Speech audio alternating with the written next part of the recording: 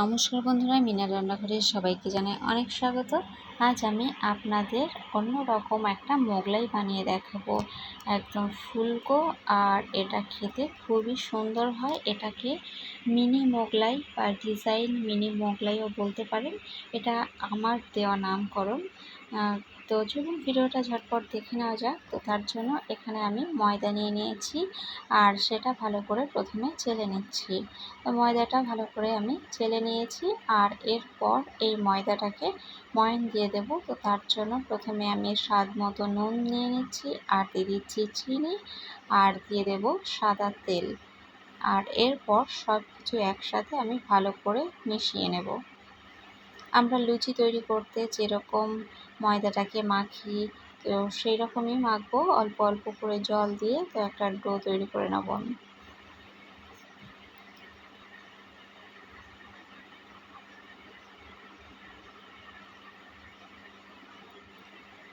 দেখুন ভালো করে মেখে নিয়েছি, আর এটা 10 থেকে 15 মিনিটের জন্য আমি একটা ঢাকা দিয়ে রেখে দিলাম। আর এখানে আমি দুটো আলু এভাবে যে গ্রেটারে গ্রেট করে নিয়েছি, আর এখানটা নিয়েছি পেঁয়াজ কুচি আর কাঁচা লঙ্কা কুচি। আর এখানে আমি গ্যাসটা অন করে একটা প্যান বসিয়ে দিয়েছি, আর এরপর দিয়ে দিলাম সাদা তেল। এরপর যে পেঁয়াজ আর কাঁচা লঙ্কাটা আমি কুচিয়ে রেখেছিলাম সেটা দিয়ে দিচ্ছি। দিয়ে এটা একটুখানি ফ্রাই করে তারপর যে ভালো করে এটা ধুয়ে রাখা ছিল সেই আলুটা আমি এর উপরে দিয়ে দিচ্ছি।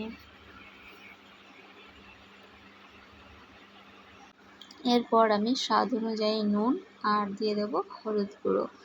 তো যে নুন দিয়ে দিয়েছি আর হলুদ গুঁড়ো দিয়ে দিয়েছি, দিয়ে একটু ঢাকনা দিয়ে আমি ঢাকা দিয়ে এটাকে ভেজে নেব। তো খুব বেশি সময় এটা ভাজার দরকার নেই, যেহেতু আলুগুলো একদম পাতলা করে এটা গ্রেটারে গ্রেট করা ছিল, তো তার জন্য বেশি একটা সময় কিন্তু লাগেনি। এবার আমি গ্যাসটা অফ করে দিলাম। তারপর এই যে এখানে প্লেটে ঢেলে নিয়েছি, আর এটা ঠান্ডা হতে হতে আমি ততক্ষণ আবারও এই যে ডোটা আরেকটু ভালো করে মেখে নিচ্ছি, নিয়ে এবার লেচি কেটে নেব।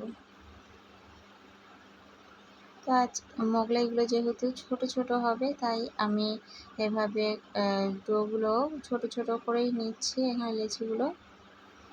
তারপর একটুখানি ময়দা ছিটিয়ে ওপর থেকে এভাবে রুটির মতো করে বেলে নিচ্ছি। এটা খুব বেশি মোটাও হবে না আর একদম পাতলাও হবে না। তো এভাবে বেলে নিয়ে তারপর আমি এই যে একটা ছুরি দিয়ে নিচে দুবার আর ওপরে এইভাবে এভাবে কেটে নিলাম। দিয়ে তারপর একটু চামচের সাহায্যে ওই আলু ভাজাটা এর ভেতরে দিয়ে দিচ্ছি। এটা আমি আপনাদের 3টে ডিজাইনে করে দেখাবো। তো এটাই প্রথম ডিজাইন। তো এই ডিজাইনটা আমি একটাই করেছি। দেখুন আমি কিভাবে ডিজাইনটা করলাম। আর এরপর থেকে এবার আমি একটু বেলুন দিয়ে এভাবে একটু আস্তে করে এভাবে ওপরটা বেড়ে দিচ্ছি। খুব জোরে কিন্তু এখানটা প্রেশার দেওয়া যাবে না।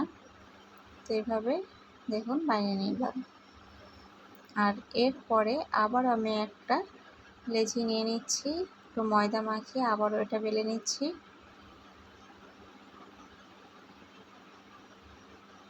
আবারও আমি একটু আলুর পুরটা দিয়ে এরপর যে মোগলাই যেভাবে ভাজ করে, তো আমি সেভাবেই ভাজ করে দিলাম। দেখুন একদম ছোট্ট একটা মোগলাইয়ের ডিজাইন হয়ে গেল।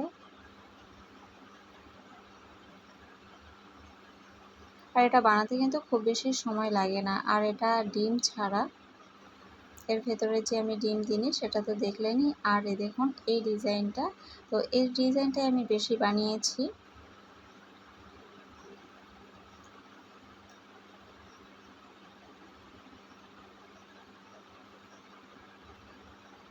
তো এইভাবে আমি বানিয়ে নিচ্ছি সবগুলোই।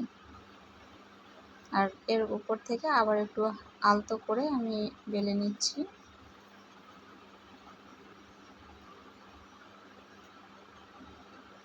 তো এই দেখুন আমি এখানে 4টে বেলে নিয়েছি।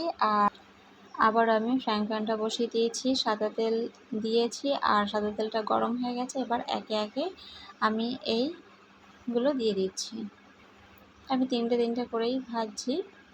ওপর থেকে একটুখানি তেল ছড়িয়ে দিচ্ছি, আর একদম অল্প তেলেই আমি এটা বসিয়েছি। দেখুন এইদিকে আর একটা আমি দেখিয়ে দিচ্ছি যে আমি যে লাস্টের যে ডিজাইনটা যেভাবে করেছি আমি আরও একবার আপনাদেরকে দেখিয়ে দিচ্ছি। আর এই ডিজাইনটাই আমি বেশি করেছি। এইভাবে যদি আপনারাও বাড়িতে বানান তো সবাই কিন্তু খুবই ভালো খাবে, আর বাচ্চাদের দিলে তো কোনো কথাই নেই, ওরাও ভালো খাবে। তো বিকালে ঝটপট এটা বানিয়ে দেওয়াই যেতে পারে, খুব বেশি সময় কিন্তু এতে লাগে না। দেখুন আমি কিভাবে এই ডিজাইনটা করেছি, অল্প তেলে এবং অল্প সময়ে এরকমভাবে আপনারা বাড়িতে বানিয়ে খাওয়াতে পারেন সবাইকে।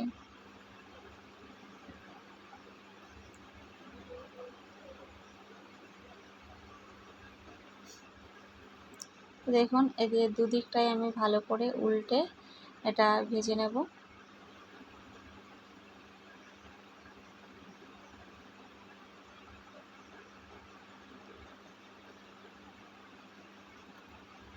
আমি একটু উল্টে দেখিয়ে দিচ্ছি, ডিজাইনটা কিন্তু খুব সুন্দর হয়েছে। আমার কাছে তো ভালোই লেগেছে, আর আমাদের বাড়ির সবার কাছেও কিন্তু খুবই ভালো লেগেছে। তো আপনারাও এটা বাড়িতে বানিয়ে খেয়ে দেখতে পারেন, খুবই ভালো লাগে। আর দেখুন দুদিকটাই আমি ভালো করে ভেজে এই যে তুলে নিচ্ছি। তো এভাবেই বাকিগুলো আমি ভেজে তুলে নেব। তো দেখুন এই যে উপরের এগুলো দেখে বুঝতে পারছেন যে এগুলো কতটা ফুলেছে, একদম অল্প তেলে, তাই দেখুন কত সুন্দর ফুলেছে।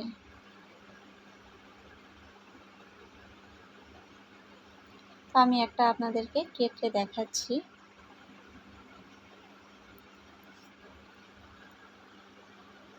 একবার যদি এটা বাড়িতে বানিয়ে খাওয়ান, আবারও কিন্তু আপনাকে এটা বারবার বানাতে হবে, কারণ এটা খেতে এতটাই ভালো লাগে আর সময় এতটাই কম লাগে যে আপনিও চাইবেন যে আরেকবার বানাই। তো এই দেখুন আপনারা কতটা দেখে বুঝতে পারছেন জানি না, কিন্তু এটা খুব সুন্দর, ভেতরটা যেহেতু পুরোটা ভাজাই ছিল তাই খুব সুন্দর হয়েছিল। তো আমি এটা টমেটো সসের সাথে সার্ভ করছি। আপনাদের ভিডিওটা ভালো লাগলে লাইক, কমেন্ট, শেয়ার করে দেবেন। আজকের মতো ভিডিওটা এখানেই শেষ করছি। সবাই ভালো থাকবেন। টাটা।